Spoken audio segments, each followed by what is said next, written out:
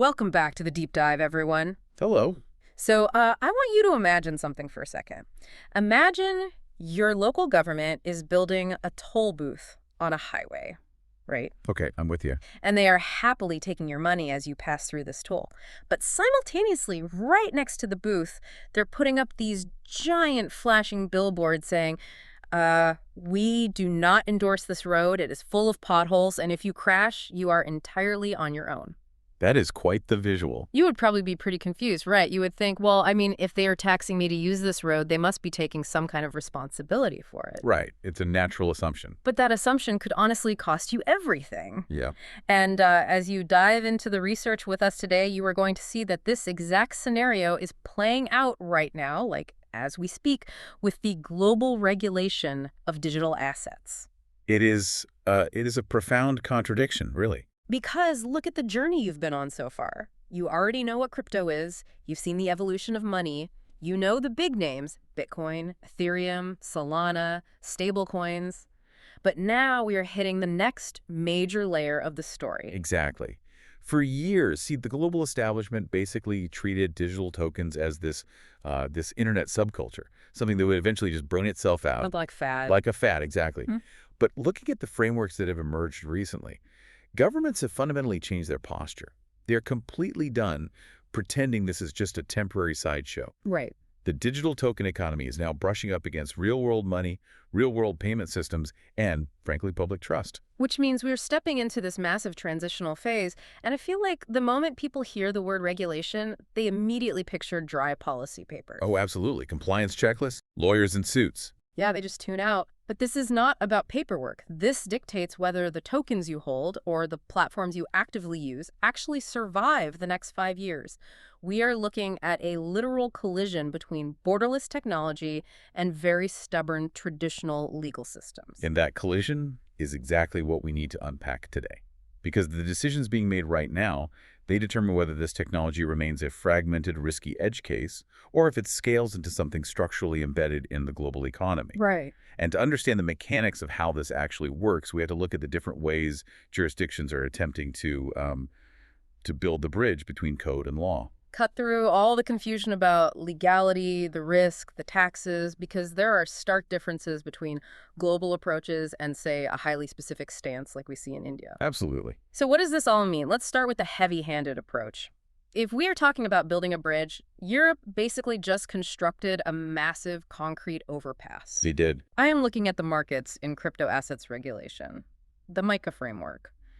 They didn't just issue a few loose guidelines, they wrote an encyclopedic rulebook for the entire continent. They really did. MiCA is perhaps the most comprehensive attempt globally to capture the crypto market within a traditional financial perimeter. Wow. And while the European Securities and Markets Authority brought it into force earlier, the crucial inflection point was December 30, 2024. Right, that was the big deadline. Yes, that was the date the core provisions relating to crypto asset services actually became applicable. But what does that actually mean on a mechanical level? Because a term like crypto asset services sounds incredibly vague to the average person. I know it does. On a mechanical level, it completely eliminates the era of the anonymous fly-by-night crypto startup. Okay. Under MiCA, if a company wants to operate an exchange or offer wallet services in Europe, they have to become a licensed crypto asset service provider, a CASP. A CASP, right. Yes. They have to prove they have sufficient capital reserves to survive a market crash. They have to prove their IT infrastructure is secure against hacks. So actual technical audits. Exactly. And perhaps most importantly, anyone issuing a new token has to publish a highly detailed white paper. Now, wait, white papers have been around forever in crypto, right? Yes, but this is different. Under MiCA, it's a legally binding document. It outlines exactly what the token does, the risks involved, and crucially, who is legally liable if things go wrong. Okay, wait. I can see exactly how people misinterpret this. Go on. If a government forces a company to prove their reserves, secure their servers, and publish these intense legal documents, the average person is going to look at that and think, the government has vetted this. It has a shiny license. Therefore, it is completely safe to put my life savings into it. And that is the single most dangerous illusion surrounding regulation today. The regulation equals safety illusion. Exactly.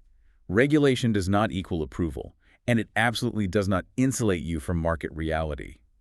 Regulators are not telling you that buying these digital assets is a sound financial strategy. Right. What they are saying is, we acknowledge this ecosystem exists, we know consumers are engaging with it, and we are trying to establish a baseline of operational hygiene to prevent catastrophic fraud. Okay, so it is a structure, not a safety net. Precisely. Let's unpack this with an analogy. Assuming regulation makes crypto safe is like assuming that putting a referee in a boxing ring means you won't get punched in the face. That is a phenomenal way to understand it. Right, because the rules just define the size of the ring, and they stop people from bringing steel chair into the fight. But you are still in a fight. You can still get knocked out cold by market volatility. Absolutely. Yeah. The referee enforces the rules of engagement, but the fundamental nature of the sport remains violent. The European regulators themselves, while rolling out this massive MiCA framework, explicitly issued warnings alongside it. Really? Like at the exact same time? At the exact same time. They stated very clearly that the uncertainty, the sudden price drops, and the inherent volatility of crypto markets remain entirely intact. Wow. The risk of making a poor investment decision does not magically disappear just because the exchange you are using filed the correct paperwork. So as a listener, you have to be incredibly careful here. Protect yourself from two opposite mistakes.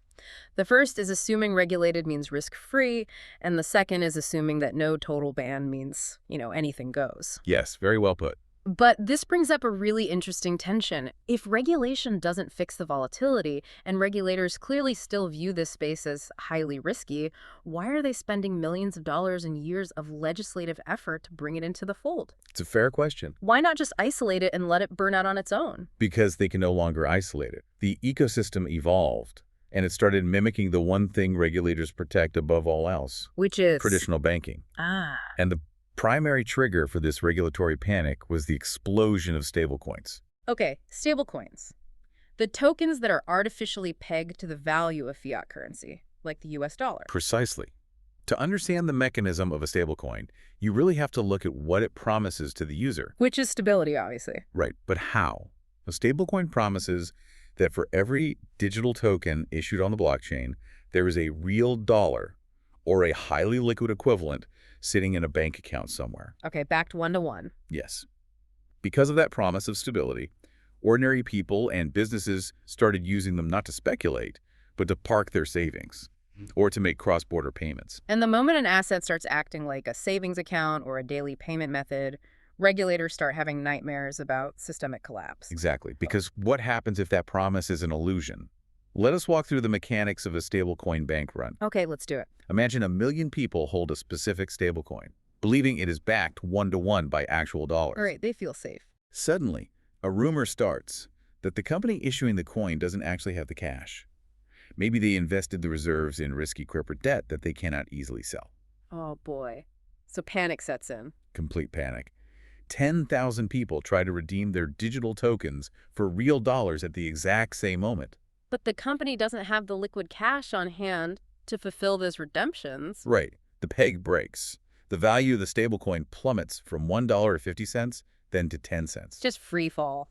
Suddenly, billions of dollars of perceived wealth evaporate in an afternoon. That is not just a crypto problem anymore. That is a consumer protection disaster that spills over into the broader economy. And that's exactly why regulators are stepping in. They are demanding transparency on those reserves. They want to know exactly who is holding the money, how often it's audited, and what the mechanical process is for a consumer to actually get their money back if the company goes bankrupt. Precisely. They want to prevent the bank run before it starts. But wait, wasn't the original philosophical point of this entire technology to bypass the slow, traditional banking system? Yes, that was the ethos. I mean, it was built on cryptography specifically, so we wouldn't have to trust auditors or central banks. Oh. By bringing in all these rules, aren't regulators just forcing a radically new, fast technology into an outdated, slow-moving box? It feels like we are just recreating traditional banking, but with extra steps. That is a very valid critique, and it is a tension heavily debated in the research. See, the sources conceptualize this process not simply as restriction, but as translation. Translation? Yes.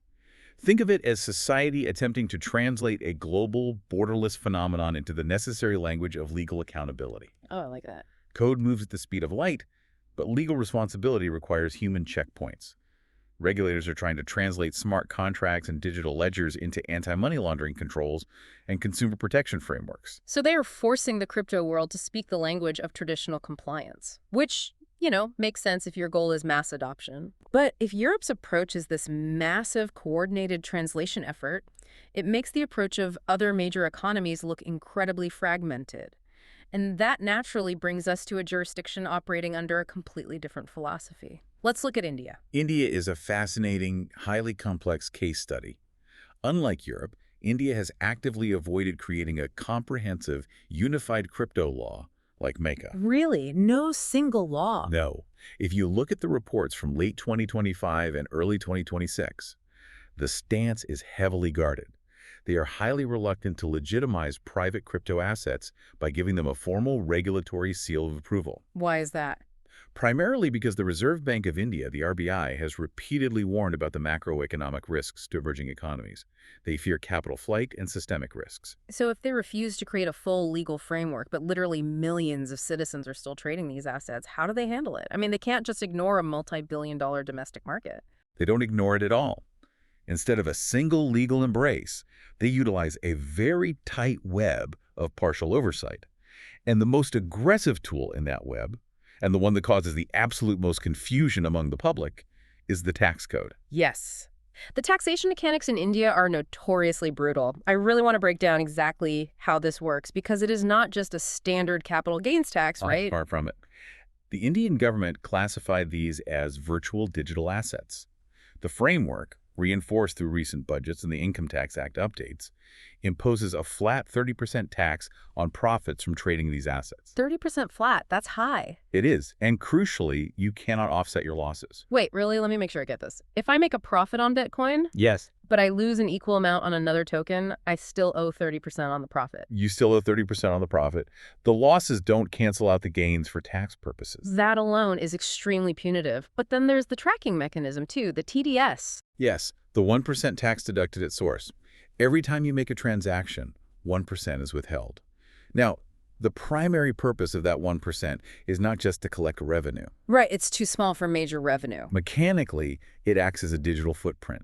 It forces the exchanges to report every single transaction to the tax authorities, creating this inescapable data trail of who is trading what. And this brings us right back to that toll booth analogy we opened with, because this is where the cognitive dissonance hits the average person so hard. Exactly. A retail trader looks at that incredibly strict tax regime and thinks, well, the government just took 30% of my profits and tracked all my trades.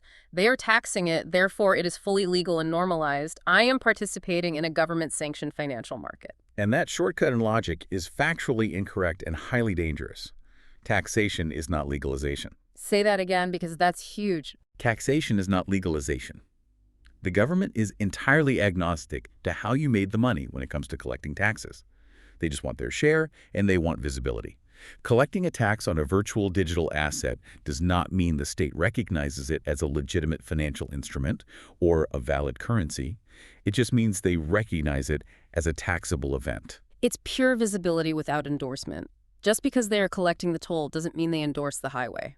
Precisely. And we see that same philosophy extending beyond taxes into law enforcement, because it's not just the tax department monitoring this now. The exchanges themselves have been forced to change how they operate entirely. Yes, they have. Yeah. Under recent mandates, major crypto exchanges operating in India must register with the Financial Intelligence Unit, the FIU. And what does that mean for the user? It fundamentally alters the mechanics of opening a crypto wallet. The era of just downloading an app and trading anonymously is over.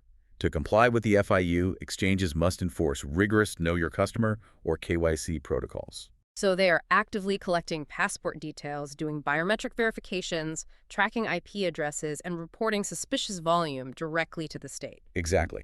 It is a strict anti-money laundering net. See, the Indian government is significantly more comfortable when they can pierce the veil of blockchain anonymity and see exactly who is moving capital across their borders. But again, you must separate visibility from approval. Exactly. The FIU registration simply brings the platforms under the purview of financial crime watchdogs. It does not mean the government wants you to use those platforms. Okay, so if the government is throwing up these massive disincentives, a harsh 30% tax, no offsetting losses, intense surveillance, They're clearly trying to suppress the speculative private market. Absolutely. But that leaves a massive vacuum. What about the people and businesses who just want the efficiency of blockchain technology? What if they want a fast digital way to transfer value without dealing with the volatility of private crypto or the friction of the old banking systems? That vacuum is exactly what the state intends to fill on its own terms. And this brings us to one of the most critical distinctions in the entire global financial landscape today, The Great Divide. the Great Divide. Central bank digital currencies, or CBDCs. In India, this is the digital rupee. And this is where public confusion hits an absolute peak. Because people hear the phrase digital currency and they just throw it all into one mental bucket. They think Bitcoin, Tether, the digital rupee, it's all just crypto, right? I have actually heard people argue that by launching the digital rupee, the Reserve Bank of India is basically just creating their own crypto while pushing the private ones away. That fundamental misunderstanding is rampant. But technically and legally, they are entirely different species of money. Unpack the mechanics of that difference for us. How does the digital rupee function differently under the hood? It all comes down to the legger and the issuer. Bitcoin, or a private stablecoin, operates on a decentralized public or semi-public ledger. It is maintained by a distributed network. Right. The digital rupee, however, is a sovereign fiat currency. It is issued directly by the Reserve Bank of India. It sits as a liability on the central bank's balance sheet, and it is maintained on a private permissioned ledger controlled by the state. Okay, let me see if I can map this out with an analogy. A private stablecoin is essentially like a casino chip. Okay. You hold the chip and you trust that the casino, a private company, actually has $1 in their vault to back it up if you ever want to cash out. But the digital rupee isn't a casino chip. The digital rupee IS the dollar. It is direct legal tender, just in digital form. That is a flawless distinction. With the digital rupee, there is no intermediary risk. You do not have to worry if a private company has the reserves because the central bank itself issues the token. Wow, okay. And from a policy standpoint, this allows the government to utilize the speed and programmability of blockchain-like technology while maintaining total sovereign control over the monetary supply. They can track the velocity of money, reverse fraudulent transactions, and completely avoid the systemic risks posed by private, offshore crypto entities. Which perfectly explains the central bank's posture. They are essentially saying, if you want the benefits of digital money, here is our sovereign, state-backed, perfectly safe version, but do not conflate this with the speculative casino chips operating outside our perimeter. Exactly. They live in two completely different policy universes. One is designed to be the future plumbing of the state's economy. The other is viewed as a persistent systemic risk that requires heavy containment. Man, this has been an incredibly dense journey today. We have moved from the broad, sweeping frameworks of Europe to the hyper-specific, punitive containment strategies of India. A lot to process. It really is. So if we look at everything we've covered, a very clear picture emerges about the future of digital assets. The era of the anonymous Wild West is permanently closing. Visibility is replacing anonymity. But we absolutely cannot mistake this new visibility for safety. Let's quickly summarize the 4 biggest myths we dismantled today. Good idea. Number 1, not fully banned does not mean fully accepted. Number 2, tax does not mean completely legal or normalized. Number 3, regulated does not mean risk-free. And number 4, the digital rupee does not mean private crypto has been embraced. Perfect summary. Navigating this landscape really requires what the analysis calls disciplined realism. Disciplined realism, I like that. You must recognize that partial oversight, like what we see in India, is a permanent reality. It is not necessarily a stepping stone to full legalization. You must understand that a tax receipt is not a badge of legal endorsement. And you must accept that even when massive, comprehensive rules like MiCA are implemented, the fundamental nature of the market remains volatile. Disciplined realism. It is about understanding the actual mechanics of the system rather than just reading the headlines. Because if you just read the headlines, you assume the referee can stop the punches? Precisely. And that disciplined realism brings me to a final, somewhat provocative thought for you to consider. Oh, I'm ready. Let's hear it. The entire goal of this global regulatory push, the licensing, the reserve audits, the KYC tracking, is to translate crypto into the safe, accountable language of traditional finance so that it can scale without destroying the economy. Right. But if regulation perfectly succeeds in doing that, if it forces every blockchain network to act exactly like a heavily audited, identity-tracked commercial bank. Oh, wow. I see where you're going with this. If the translation is perfectly successful, will the crypto market of the future just end up looking exactly like the traditional banking system it originally set out to replace? Have we just invented a vastly more complicated way to recreate the exact same financial institutions we already have? That is a brilliant paradox. If it becomes perfectly compliant, does it fundamentally lose the innovation that made it valuable in the first place? That is a massive question to chew on as these regulations actually go live. It really is the ultimate tension of regulating a financial revolution. Well, we are going to leave you to ponder that paradox, but we are not leaving you hanging. In our next deep dive, we are taking a sharp pivot from policy to practice. We're going to explore exactly how ordinary people can pragmatically prepare for a crypto-influenced financial future without needing to become a day trader or an expert in tax law. It will be a highly practical breakdown of the next steps. Until then, we have a favor to ask. If this deep dive helped you understand the actual mechanics behind the headlines, share it with someone who is still confused. Send it to that friend who thinks paying a 30% tax means the government is endorsing their portfolio. Definitely do that. And think about your own understanding. What specific mechanism of regulation feels the most complex to you right now? Is it the mechanics of a stablecoin bank run, the intricacies of tax tracking, or the fundamental ledger differences of a sovereign digital currency? Keep questioning the underlying systems, because the rules might define the size of the ring, but you are the one stepping into it. We will catch you next time.